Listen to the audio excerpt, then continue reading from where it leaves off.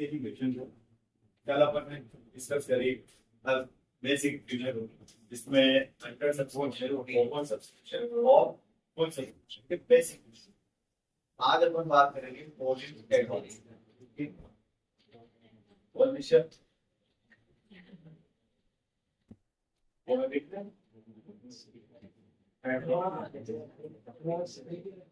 देखो pollen advance की लाइनें कैसी। पॉलिन एडवांस का मीन्स होता है कि कोई पैसा फर्दर कॉल का पैसा प्रीवियस कॉल पे रिसीव हो गया उसे हम क्या बोलते हैं पॉलिन एडवांस। अब पॉलिन एडवांस के कंटेंट को समझना सबसे पहले एडवांस अपने को रिसीव होता है। क्या होता है? रिसीव्ड होता है। रिसीव की जो एंट्री होगी इसकी एंट्री रिसीव्ड की एंट्री होगी वो आपके बैंक अकाउंट डेबिट टू पॉलिन एडवांस क्या होती है? तो हम जो एंट्री करते हैं बैंक अकाउंट डेबिट टू पॉलिन advance. In case of prorate तो प्रोरैट का केसेस होता है इसमें आप लोग सब्सक्रिप्शन तो कभी बार इतना पैसा एक्स्ट्रा आया हुआ रहता है जो कि अलॉटमेंट पे तो एडजस्ट हो जाता है, उसके बाद आगे वाली कॉल पे क्या होता है वो एडजस्ट होता है। जैसे फर्स्ट कॉल पे सेकंड कॉल पे एडजस्ट होता है तो उसे भी अपन उस समय क्या बोलेंगे? पॉलिन।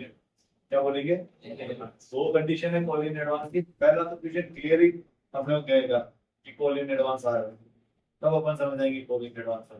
एक ओवर सब्सक्रिप्शन के क्वेश्चन में इतना पैसा एक्स्ट्रा आ जाता है कि अलॉटमेंट कंप्लीट फील हो जाती है और फिर भी पैसा बच जाता है तो वो पैसा कहाँ परहेज होता है? आने वाली कॉल पे। उसे भी क्या बोला जाता है? पॉलिन एडवांस। जब अपन थ्रो डाटा का एंट्री करते हैं याद हो तो share application account debit share allot उसके साथ नीचे एक और वर्ड आ जाएगा टू पॉलिन एडवांस। अलॉट पॉलिन एडवांस क्या होगा? रिसीव्ड होगा तो अपन बोलेंगे बैंक अकाउंट डेबिट टू पॉलिन एडवांस। अब एक चीज याद रखना पॉलिन एडवांस रिसीव होता है तो जब भी अपन अगली कॉल मांगेंगे उस समय उसका जो रिसीव वाला टाइम आएगा उस समय इसको क्या करना पड़ेगा? एडजस्ट करना पड़ेगा। एक छोटे से एग्जांपल के तौर पर समझ लो कि भाई तुम्हारे पास अलॉटमेंट के समय फर्स्ट कॉल का पैसा आ गया। इसका पैसा आ गया तो जब अलॉटमेंट की एंट्री करोगे उसके साथ ये एंट्री होती है कि बैंक पॉलिन एडवांस। लेकिन जब फर्स्ट कॉल की एंट्री करोगे bank account debit to first call account तो उस समय इस पॉलिन एडवांस को वापस एडजस्ट करना रहेगा। तो ये एंट्री हो जाती है इसको एडजस्ट करेंगे। हाँ तो एंट्री क्या बनेगी? पॉलिन advance account debit to equity share जो भी कॉल्स का पैसा था उसके साथ अटैच कर दो। लाइक मान लो फर्स्ट कॉल के साथ अटैच कर दो तो यहाँ क्या लिख दोगे? First call. सेकंड कॉल के साथ अटैच कर दो तो क्या लिख दोगे? सेकंड। लेकिन ये वाली एंट्री कब होगी इस चीज को क्लियरली दिमाग में रखना जिस समय कॉल का पैसा आपको क्या होगा?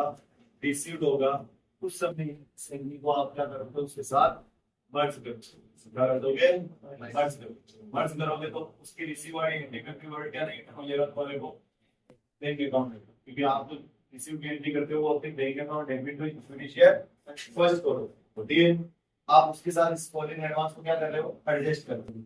तो ये मान लो कि फर्स्ट कॉल का पैसा तो 100 रुपए आने थे और आपके पास एडवांस में 20 रुपए आए थे तो आप यहाँ 20 रुपए लगोगे तो 100 में से 20 आ गए थे तो यहाँ कितना आएगा? 80 रुपए आएगा। ये चीज होती है एडजस्टमेंट की। इसकी होती है एडजस्टमेंट। इंटरेस्ट वगैरह को बाद में डिस्कस करेंगे कि पॉलिन एडवांस का इंटरेस्ट कैसे निकलता है और पॉलिन एरियर का इंटरेस्ट कैसे निकलता है। अभी केवल अपन पॉलिन एडवांस का एडजस्टमेंट करना सीखिए। अब कोई क्वेश्चन लेते हैं क्वेश्चन से समझते हैं। ये question a company issued 4,000 equity share of rupees 100 each at a par, which was payable as rupees 50 on application, 40 on allotment, and rupees 10 on first call. Ram है यानी राम नाम का कोई बंदा है जिसके पास में शेयर्स है। कितने शेयर्स हैं? 200। Paid entire amount. इंटायर का मतलब संपूर्ण राशि उसने क्या कर दी? पे कर विद अलॉटमेंट के साथ यानी आने वाली जितनी भी कॉल थी इसका पैसा किसके साथ पे कर दिया उसने? अलॉटमेंट के साथ पे कर। अपने को कहा पास है क्या देनी है? जनरल। पहली एंट्री क्या होगी? Bank account debit to equity share application. ये दूसरी एंट्री क्या होगी? Equity share application account debit to equity share capital.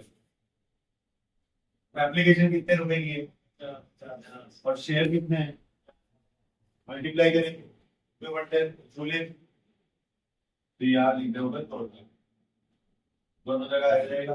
First entry को लेकर कोई प्रॉब्लम नहीं है। अब दो एंट्री किसकी होगी, अलॉटमेंट की। क्या होती है, equity share allotment account debit to equity share capital account, SPR वगैरह कुछ भी नहीं। और नेक्स्ट एंट्री क्या होती है, debit to equity share allotment account. यहाँ तक मेरी।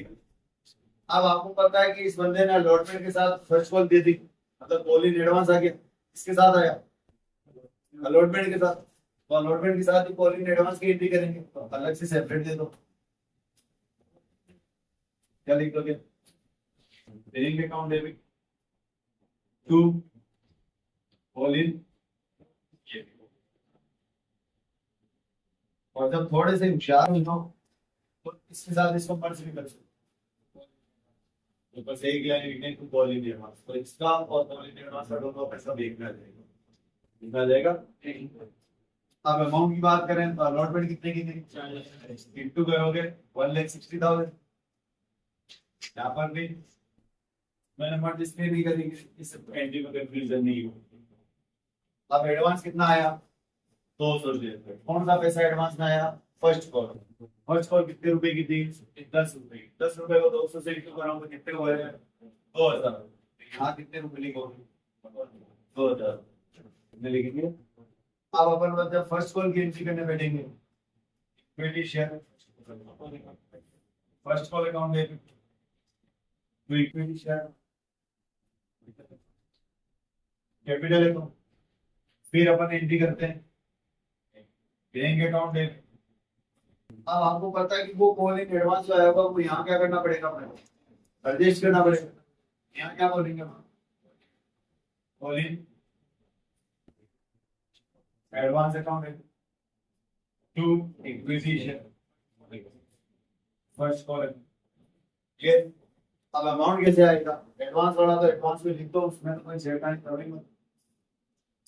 फर्स्ट कॉल कितने रुपए की थी, 10 रुपए। 10 को इससे इंटू करो कितने हो गए, 40,000। 40,000 यहाँ फर्स्ट कॉल में आएगा, 40,000 से 2,000 पहले आ गए, कितने रुपए आएंगे, 30। तो ये होता है कॉल इन एडवांस का। यहाँ तक कोई दिक्कत नहीं पक्का। अब अपन बात करते हैं ओवर सब्सक्रिप्शन वाले क्वेश्चन में, अगर कॉल इन एडवांस आ जाए तो उसको क्या करें, ठीक है। अब मान लो नेक्स्ट क्वेश्चन है आपके पास में, a company issue 4,000 equity of ₹100 each at par, which was payable as ₹50 on application, ₹10 on allotment, and ₹40 on first call.